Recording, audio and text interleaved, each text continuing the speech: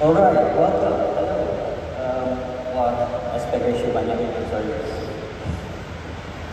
Good afternoon, morning, what time is it? It's not really afternoon here, right? So, welcome to my session. I'll just wait for everybody to come in to begin properly, per se.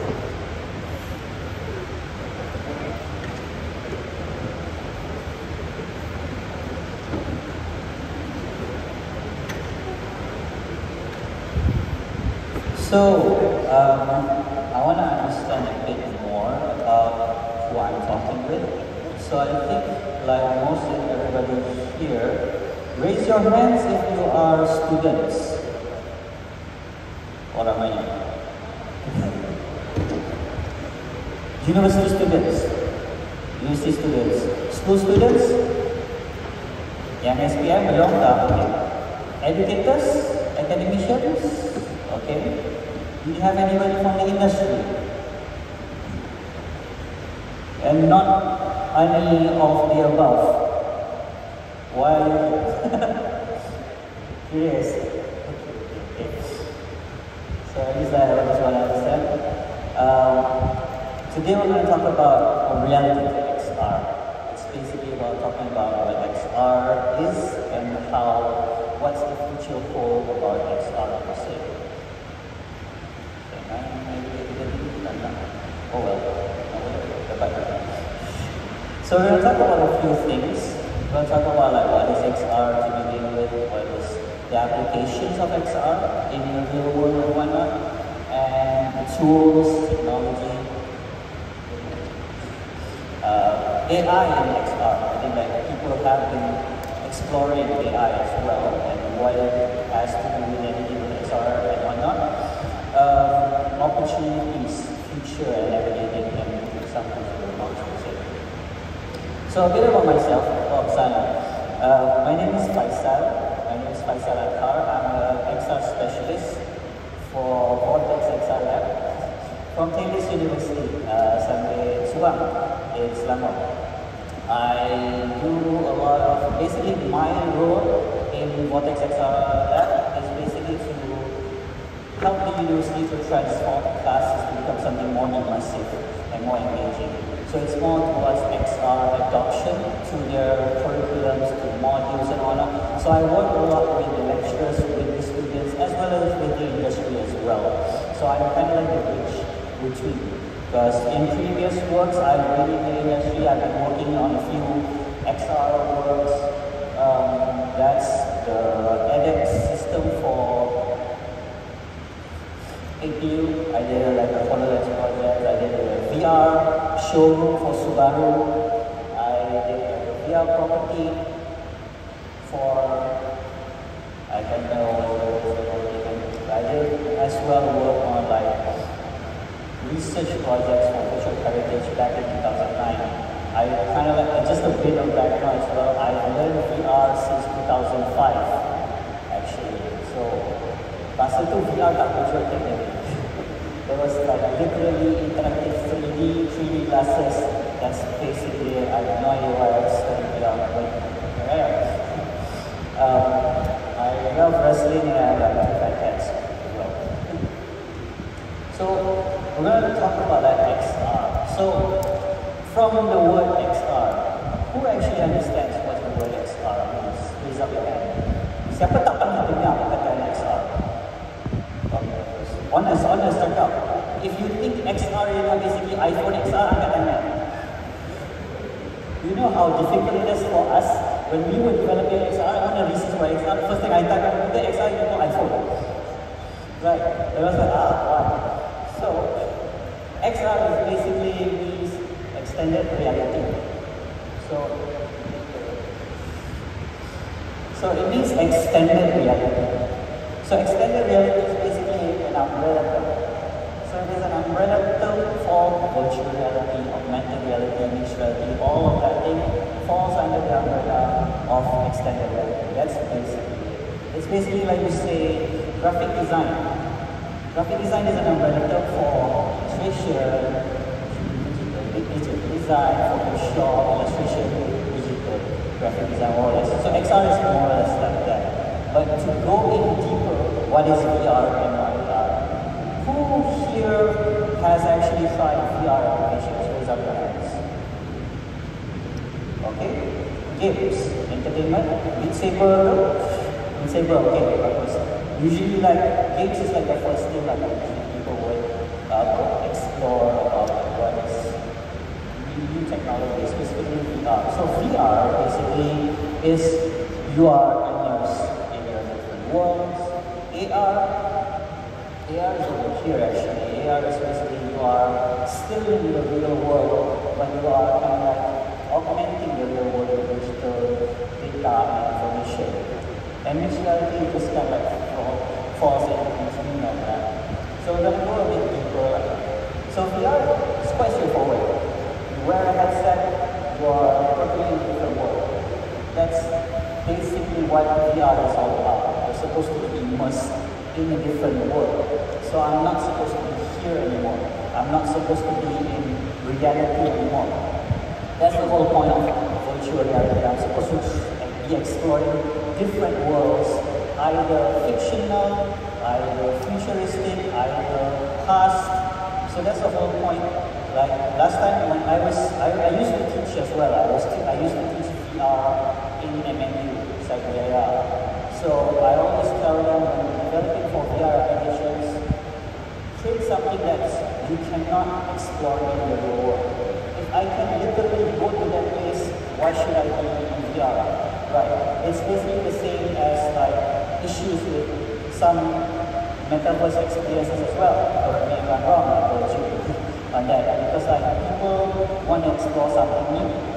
If I can literally go to that conference, why should I visit it virtually, right? So it has been like that since the pandemic as well. Because the pandemic kind of like pushed through the development of the metaverse because it's a necessity. But now there is not much of a necessity. So these technologies need to fight harder to find more justification. So there needs to be more reason and necessity for it. So that's VR in extension. AR is something simple as well. You use a device, you see something that's not in the real world, but it's in the real world.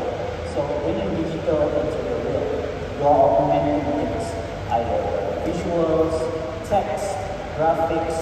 Have any of you played Pokemon Go? That is literally AR. So if you try Pokemon Go, that is basically AR. But so I like to use Pokemon Go as an example of transitioning between AR to MR. Why? Because MR is basically AR but with surface tracking and more context of physical world. So you are still in the real world, but I see augmented reality again, but these augmented reality can actually interact with the real world. It can stand on the floor. It can hide behind tables.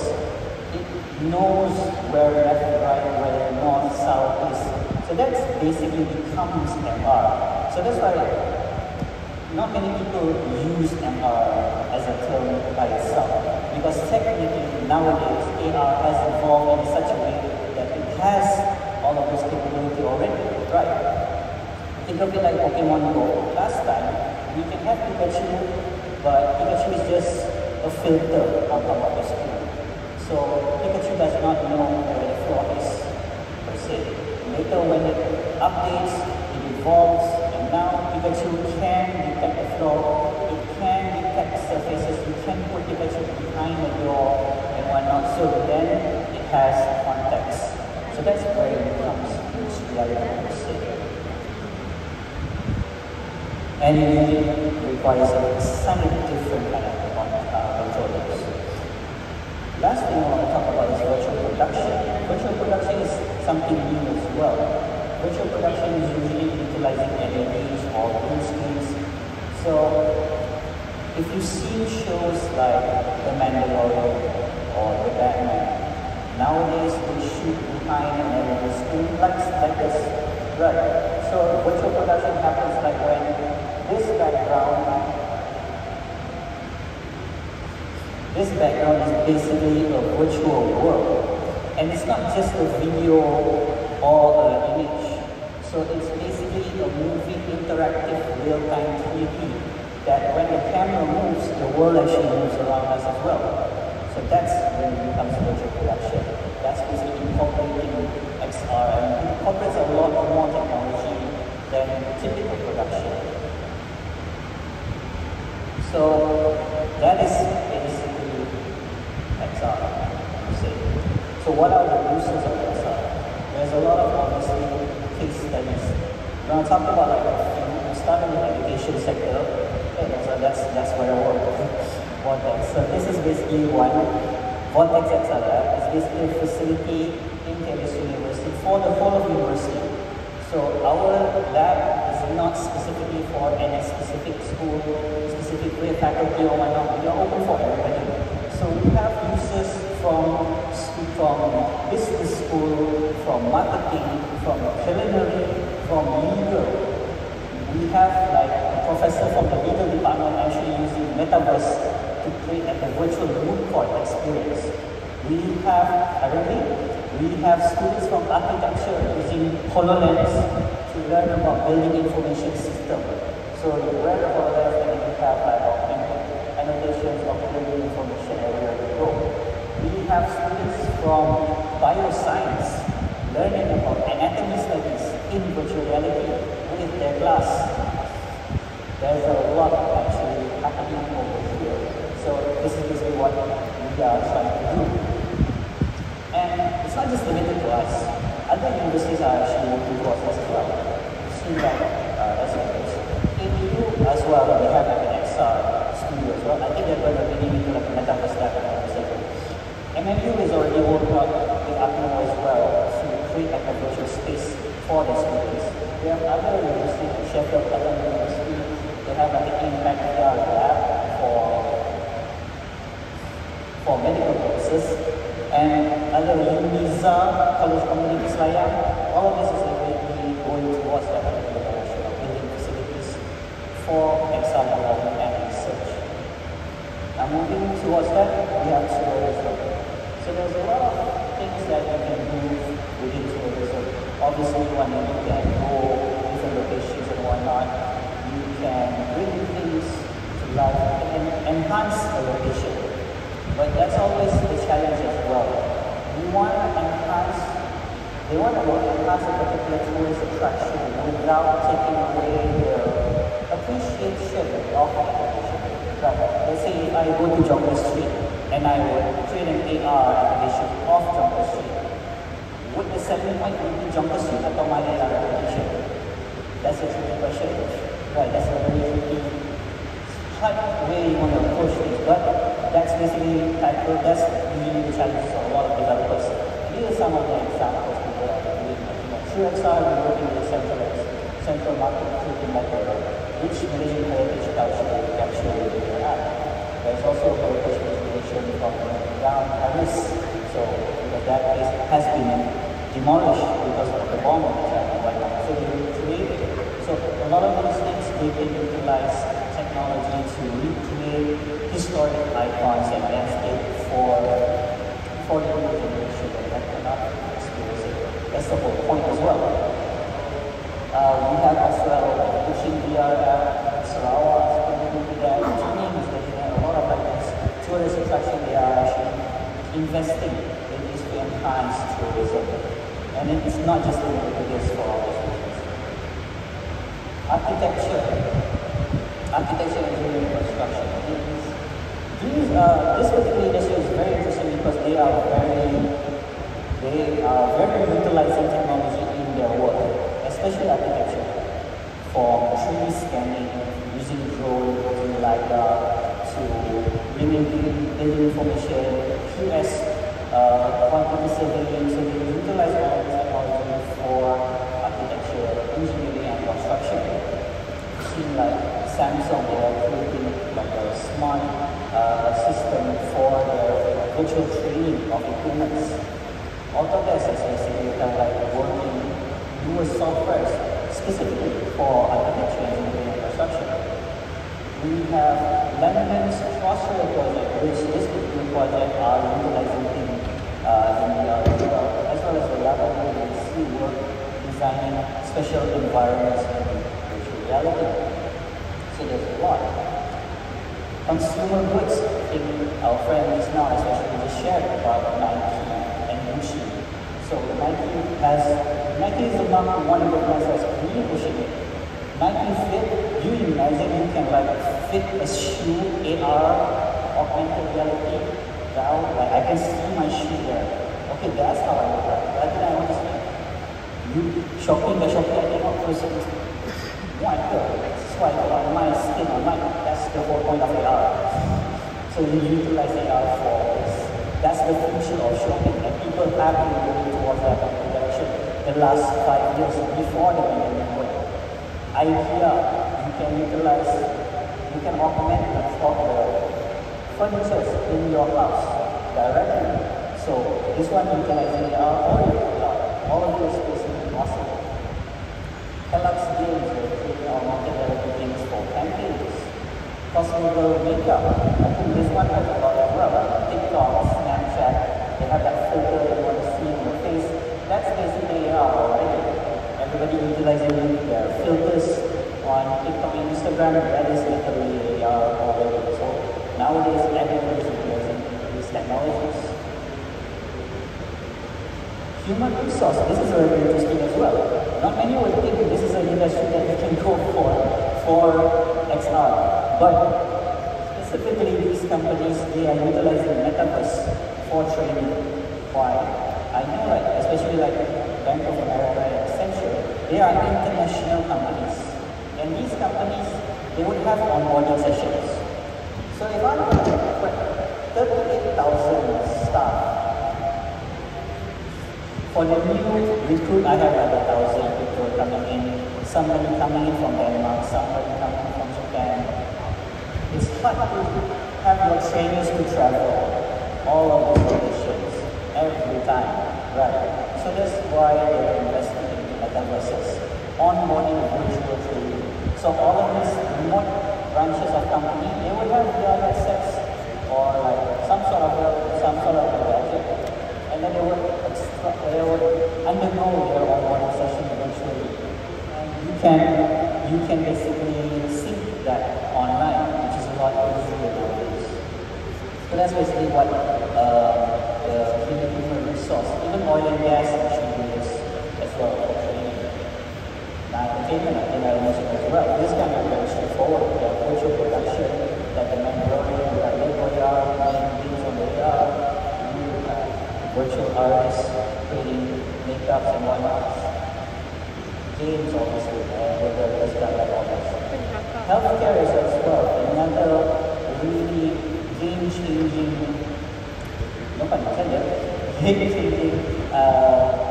field which really pushes the technology. This basically focuses on a lot more therapy. Talking Sense is a very interesting application where it uses AI to simulate an autistic child in its reality, in which case you train on how to communicate with an autism person. So it is, because I've seen like a lot of students, when they approach projects for autism, they will try to use technology to help the autistic person to understand the world. Right.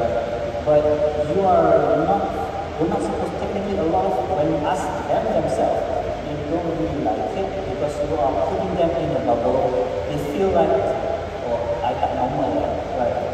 So I'm not part of community. So I need to do that. So it's hard for them.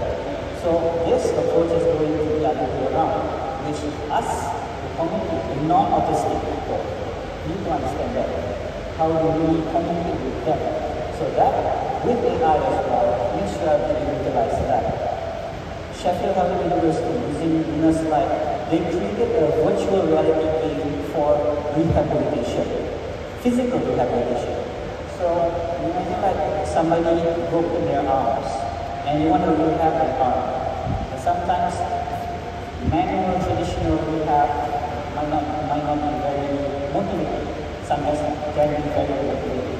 So they use VR games so that you are kind of like mesmerized with the VR game. So it's like you have to climb up a mountain, you have to pull and whatnot. So all of this, makes it fun, right? And it's actually motivating for the people to actually do that without thinking that they will really have. And they actually get like a full-fledged game on it. It's really cool. Okay, so now I'm going to talk about tools. I think we cover a lot of the things that we have done. What you can do with XR. Now I'm going to talk about XR, because usually people, when they talk about XR, they will always directly go to the tools. Right? They will just sell you stuff. Oh, I have this gadget, I have this headset, that's not in my position, like I said.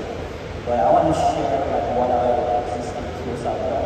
So we have like wearable devices like this, the MetaQuest 2, Evo 4, newcomers in the sense, HTC, HoloLens, Expo, what are the differences of these companies? Basically, that's the whole point. But coming to Drew's point as well, somebody asked like, why can I try in VR? Why not? That is one main issue about this particular field. Is that if I have a game on the Quest, I not necessarily can play that game on the Evo. It's basically Android and iPhones, PlayStation and Xbox. It's basically the same. Only now, this particular space, there's no dominant figure, 2-3 players that's playing it. There's like 5-10 players out there. There's 5-10 platforms or 5-10 markets out there. So it's very hard for people to really invest in like a specific hardware or platform for at this particular point in time. So hopefully, I'm not like exactly asking somebody to monopolize the market, but just to make it easier for people to cross-platform. That's kind of like the idea right now. So you can play Tekken from a PlayStation with somebody on a PC, right? That's the whole point. So if I play VR chat on the Quest, I want to play with my friend at Expo. I want to play with my friend that has a PSVR. Right, that's like the whole point. So it's getting there, but still there, still getting more or less. Sail Vision Pro as well. These are some of the other related devices. Not exactly headsets, but why I share these other devices because like these Metapod Pro is basically a 3D scanner. Usually architecture utilizes it. iPad as well is basically a very powerful AR and LiDAR sensor as well. So the cool thing about that is you can use an iPad to scan an object, design, the structure in 3D, and then you can bring it into augmented reality. I can literally, scan my cat. I have a fat cat, 10 kilo. I scan it in 3D and I can literally show you how big he is in the real world. That is the power of AR. So you imagine like if I design, like when let's have this art structures, bamboo structures, 3D scan all of that, and I can digitize it. I can put it in a meta world. I can put it in my phone. I can show you, this is how it looks like. Right. This is the possibilities of this technology. iPhone is I'm researching this for motion capture actually. A suitless, markerless motion capture system. These are the additional devices that's related as well. Augmented reality. Tak dengar, kena dengar. Pasal dia belum. Right. So apart from tools, development platforms is very, very important as well. Unity is kind of like the main thing in the XR, but lately like people are kind of running away from Unity because their monetization decisions. But hopefully we see how it goes. Unreal as well is basically there. Zero density and disguise are more towards virtual production. So they are kind of like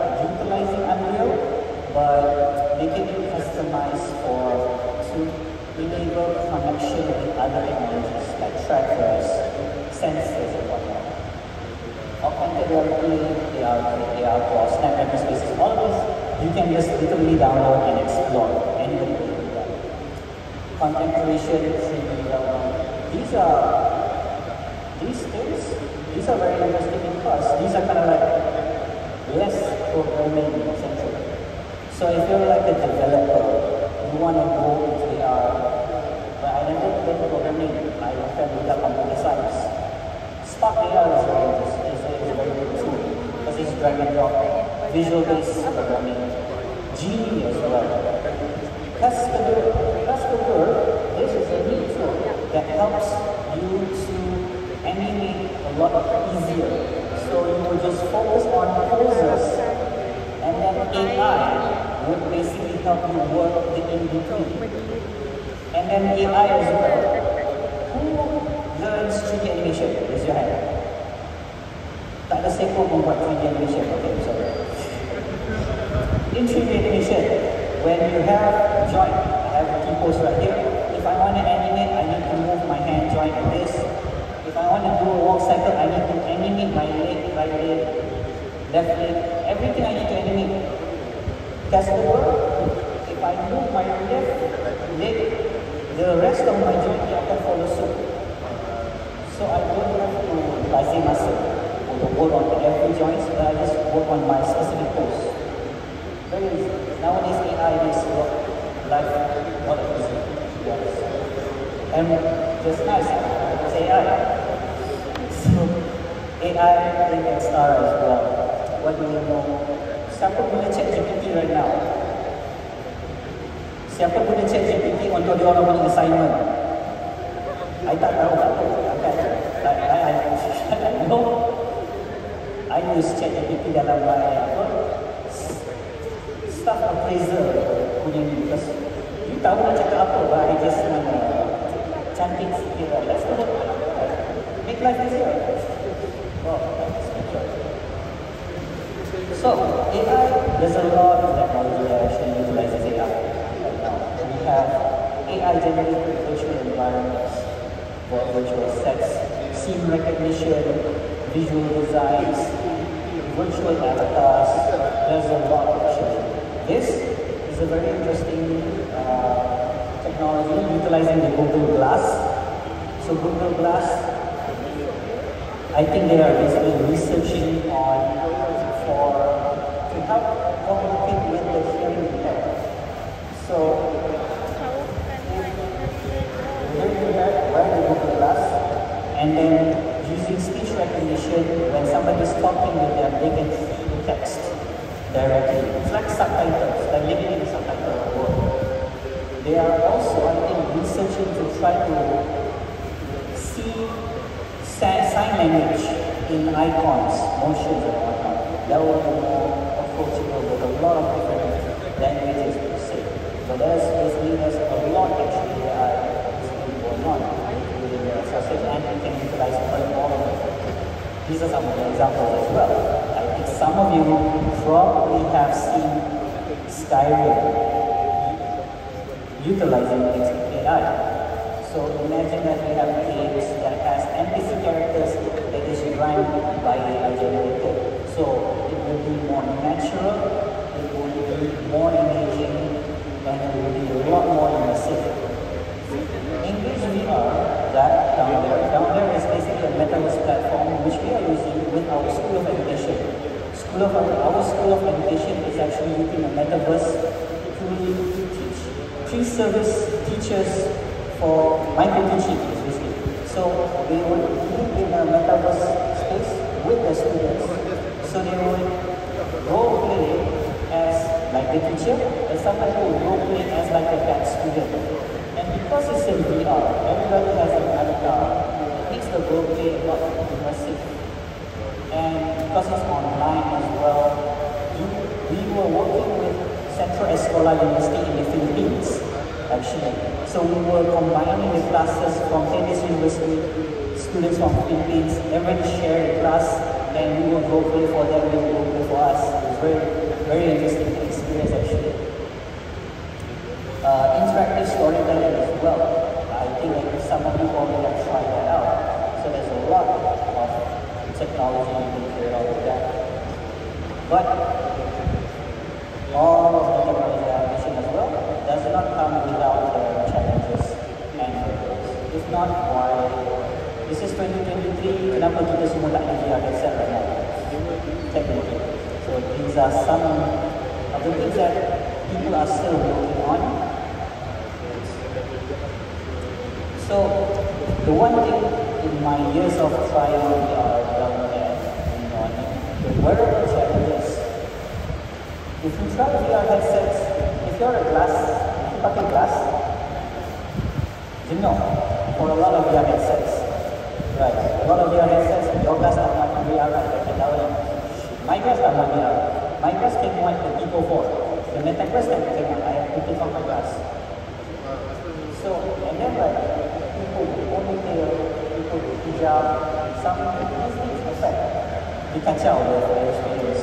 And then you have that, you need to adjust your lens. Not everybody knows that. Not everybody just pakai je dia, blur.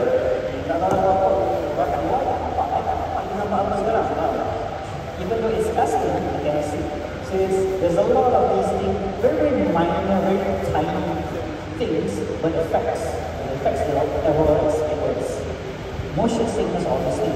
Kalau the thing what I hate, like in the early stages of VR, everybody was trying the mobile VR, right? And the first thing they tried to experience roller coaster, right? You pergi mana shopping mall, you duduk in the VR chair, and the first thing you like, I tak pernah main VR, macam mana rasa VR? Main ini is virtual, it's roller coaster. And then the next time somebody, hey, you dah try VR? Dah, it just kills the overall first impression, which I really hate.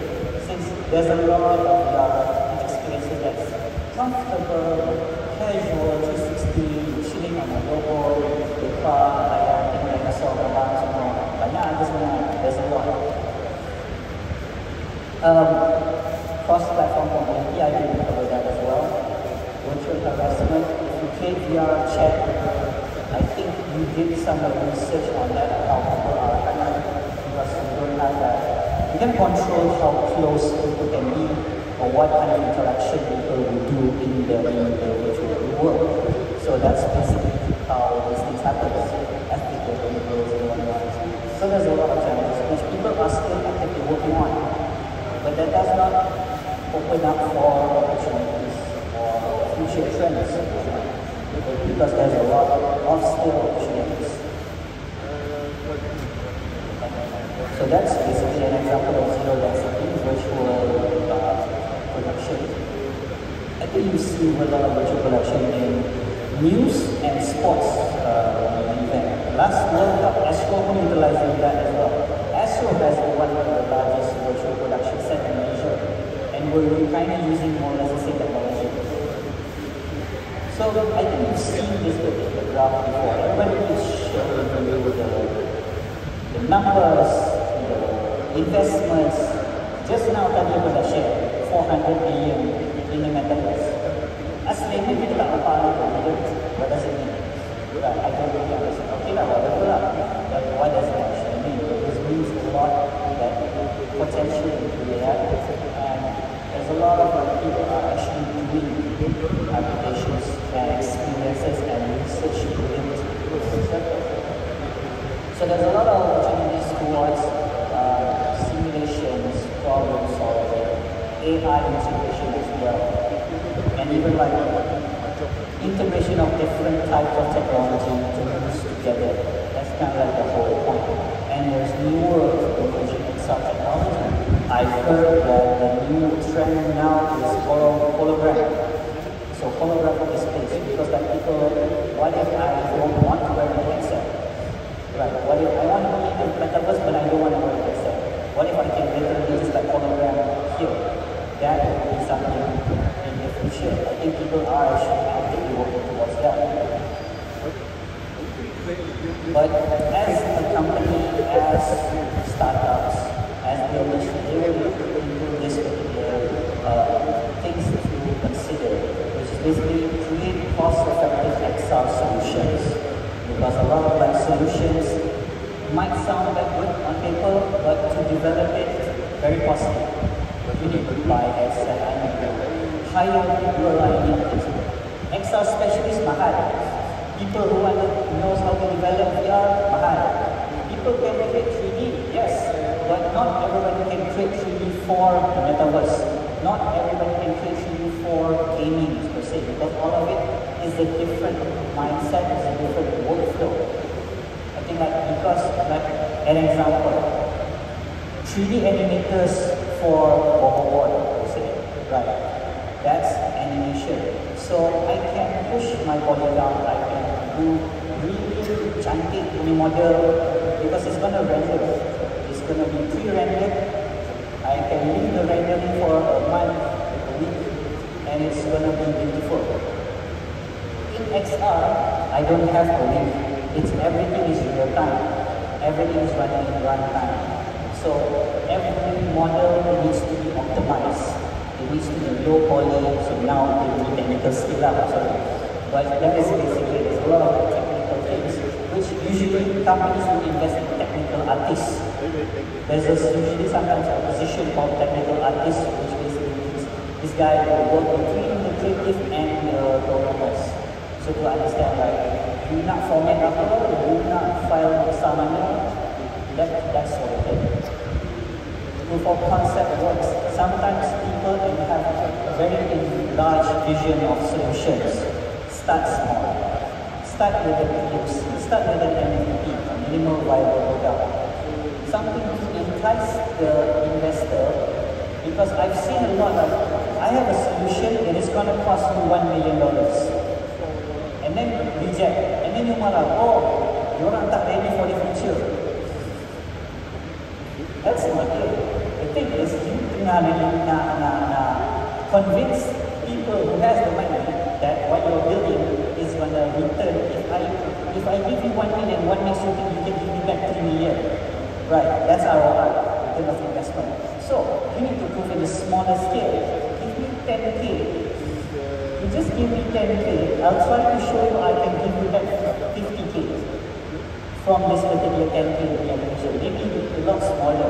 So, if you are convincing them like that, then, okay, you get like that, then I only can put more money slowly. So, you have a long timeline of development until you reach that end goal. But start with proof of concept. Collaboration as well. Not everyone can work by themselves. Sometimes companies need to work together. Universities need to work together. Sometimes you have expertise in other universities, in other companies, so you want to work together. Very cross-code as well. That's the whole point. It's going to move forward a little bit like this. Brands, implemented Indonesia is mentioned that training and skilling, MDEC only provide training as well. Some of us do extra specific training to say. Leveraging our existing resources, not everything needs to be reinvented. Always remember that. Sometimes you think your problem is unique, you do a good quick Google search, you will see probably somebody else pernah buat it. Probably somebody else might have thought about this 5 years ago. So reach out to them, see how are they doing it, and try to contextualize it with what you want. Maybe localize it. There's multiple ways of doing things. Vendor partnership, I think is collaborative as well. Lastly, I want to share this particular quote, which is basically 90% of what is considered impossible, in fact, is possible. The other 10% will become possible with the passage of time and technology. Hideo Kojima said that, sorry, I always pegang this particular quote because it shows you that nothing is impossible technically. It's either it's not possible now because of the limitation of technology, or maybe there's something else, maybe we're not thinking, maybe we're not meeting the right people. So this is where this kind of event is really useful, very beneficial for all of us. Universities can talk to industry partners and so we need to understand each other, know the issues, and work together and move forward towards national event.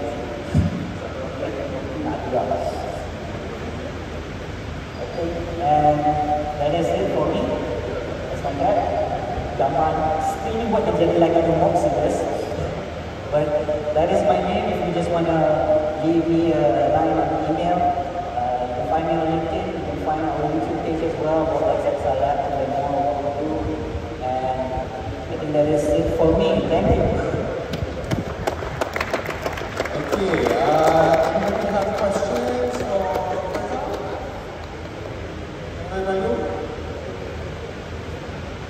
I know you guys are happy. We can kick off the live for this.